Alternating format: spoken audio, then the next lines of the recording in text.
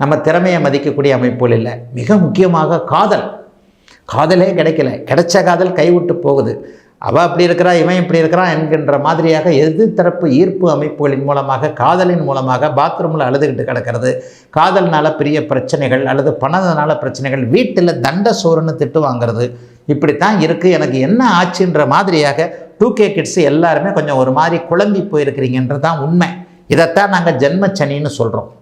ஜென்மச்சனி அமைப்புகளில் ஜோசியத்தை நம்பாதவங்க கூட நம்ப ஆரம்பிச்சிருவீங்க. அதுவும் மீனராசிக்காரர்கள் இது வரைக்கும் இப்படியாக்கும் அப்படியாக்குன்னு சொல்கிறவங்களுக்கெல்லாம் போன 8 மாதமாக ஏதோ ஒன்று அப்படி கடிக்குது இப்படி கடிக்குதுன்னு உத்திரட்டாய நட்சத்திரக்காரங்களும் புரட்டாய நட்சத்திரக்காரங்களும் படாத பாடுபட்டு இருக்கிறீங்க. ரேவதி நட்சத்திரக்காரர்கள் இந்த வருஷம் அப்படியே ஜூன் மாதத்திற்கு பிறகு கொஞ்சம் பாதிப்புகளை அடைவீர்கள்.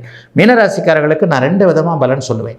50 வயது தாண்டியவர்களுக்கு இது அட்டகாசமாக இருக்கும். பொருட்சேர்க்கை இருக்கும், வீடு வாங்குவீங்க, வாகனம் வாங்குவீங்க, வியாபாரம் நல்லாயிருக்கும், தொழில் நல்லாயிருக்கும்.